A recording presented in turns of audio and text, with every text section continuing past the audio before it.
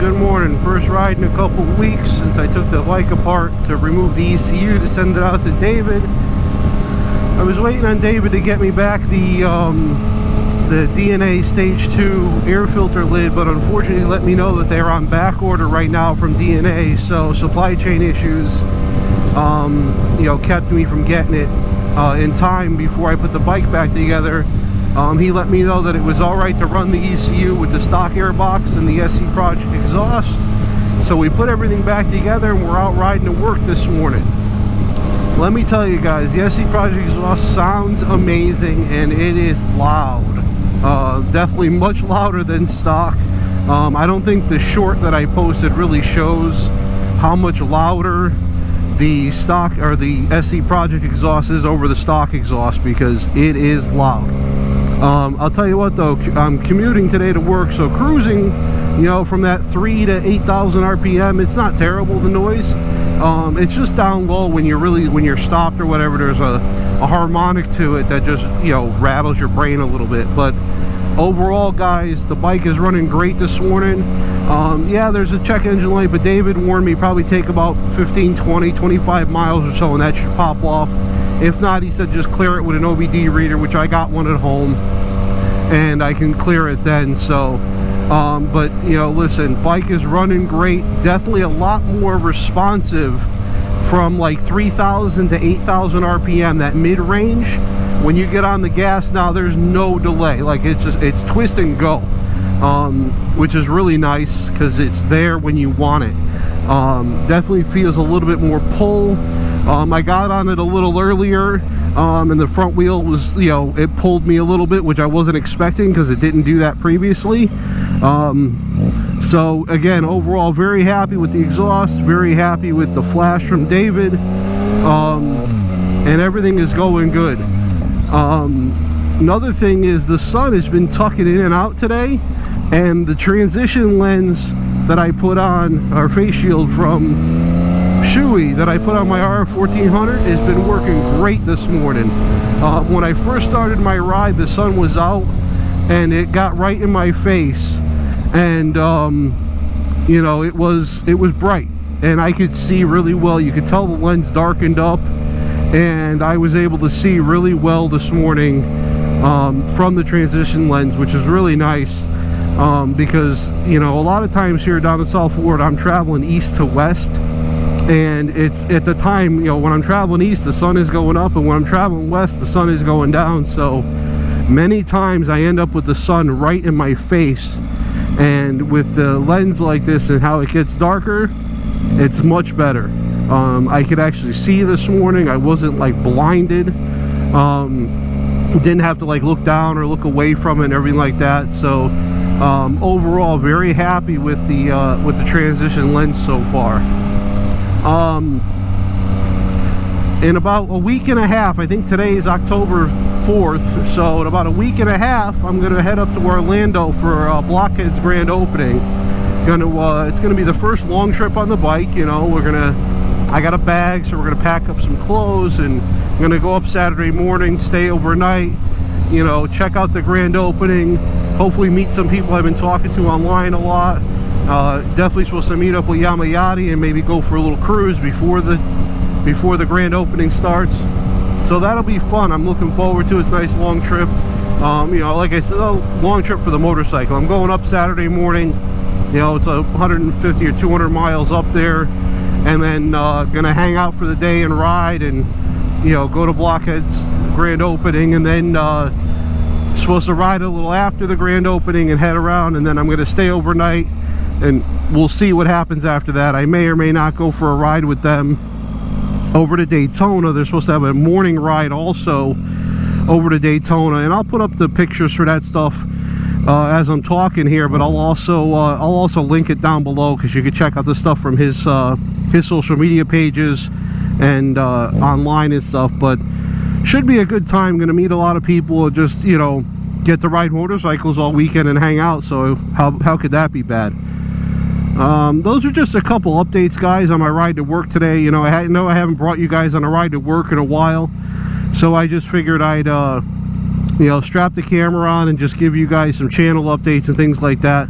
As far as the motorcycle goes and what's coming up, you should have already seen the exhaust install video. That's going to come out the Friday after I'm recording this video, so that should be October 7th. We'll have the SE Project exhaust install video, and then I did a little horn relocation. I'm going to have that video coming out. You know, I got to do an oil change and grease everything, so that's going to be something I'm going to do soon. So just a few more videos on the bike. I got some stupid LED interior lights for my Jeep. Got them last year, so now that I've been finishing up some stuff on the bike, I'm going to be putting those in the Jeep.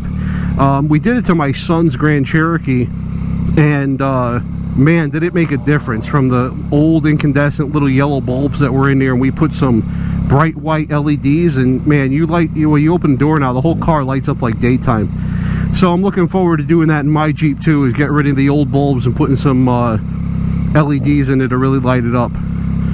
But overall, guys, I mean, that's really it. Like, we're just you know, just enjoying the bike right now. I'm gonna, like I said, keep an eye on that check engine light. David warned me about it, but you know, overall things are going really well. New job is going well. You know, everybody's happy and healthy at home, so you know, things are good.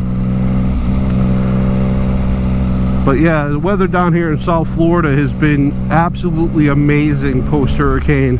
You know, we're on the East Coast, opposite of Fort Myers, so we didn't get hit that hard. There was some flooding and stuff like that. You can see I don't know if you can see it on the camera, but in that grass there's a few puddles still, and that pond is usually down about a foot lower than that. So we had a little bit of rain and flooding and stuff, but nothing like what they faced over in Fort Myers. So you know, we've been fortunate that we get to just enjoy the beautiful weather that came after that storm went through. It's been like, you know, about 70 degrees in the morning with a low humidity, and then it's been you know, getting up to maybe the mid 80s at most. But the days are getting shorter, so even in the afternoon, it's 80-85 degrees, but there's like almost no humidity, so it's really nice. And again, this is the, you know, we're coming into riding season now for us. Like, when you get into like mid-September, you know, we get our rainy season through September, but then all of a sudden, you know, end of September, beginning of October, this is what we start to get, where we get these 70 degree, 65, 70 degree mornings, 60 degree mornings, and it's just beautiful like this until, you know, until beginning of December. So like for 2 months we get these basically perfect days, and then through December it gets a little chillier in the morning, like it drops down into the 50s. And I know all you people up north are gonna scream at me, that's not cold. Listen, I lived in Connecticut, I know what cold is, okay? Dealt with 3 feet of snow on the ground and negative whatever wind chills. You know, I've only been down here like 8 years now, 7 or 8 years, so I definitely know what winter is. Spent most of my life in New England, so but you know, for South Florida, 50 degrees is cold, but I'll tell you what, it's beautiful. You put your jacket on, you can still ride, everything's good. So and it's still 70 by lunchtime, so we do a lot of riding in the winter time down here in South Florida. Like I said, our riding season is really just starting up right now, so I apologize for all my northern friends, because you're going to see a lot of videos of me out riding all winter long. You know, some commutes to work like I'm doing this morning, and you know, but then and some weekend rides. You know, I want to get out with Palm Beach motorcycle riders again and things like that. But yeah, I mean, we're coming into riding season, so I'm looking forward to it. So, you know, guys, let me know in the comments if there's other things you want to know about the MT-09. If there's other questions you have. Listen, I was getting some I got some flack for the tire video, people telling me to take it to a garage, and people telling me that I'm an idiot, or you know, that I shouldn't be, you know, that, oh look, imagine a guy that knows nothing about mechanics to make a video about how to do something. You know, guys, listen, I grew up around machines. Am I a professional mechanic? No. But my grandfather was a mechanic, my father, we always worked on our own stuff. All growing up, I learned how to fix my own cars and stuff, and you know, bought the manuals and things like that. So I never claimed to be a professional Yamaha mechanic or anything like that. I'm just trying to learn how to work on my stuff and enjoy myself. And you know, like I said, that video was really meant for everybody else to learn from my mistakes, so that you guys maybe don't make the same mistakes. You know, make sure you guys put the caliper back the right way, make sure you guys grease the axles that I forgot to do. You know, heck, for that matter, if you're going to install the frame sliders that go through the front axle, grease that too, because I'm going to take mine apart and break the threaded rod out of the middle, and I'm going to try to grease that so that the next time I go to take it off, it comes off. You know, so listen, I made mistakes, I scratched my wheels, I screwed the job up, but hopefully somebody else that watches the video goes, oh my god, I better not do that. Or they go watch Yachty's video, which is done right. You know what I mean? Where he does it and it actually looks like a professional did the job. He actually changed his own tires while he was at Cycle Gear, which is something I couldn't do. So maybe you got to go watch Yachty's video, like I said in mine, and make sure you got somebody that shows you some more tips on how to do it better than I did.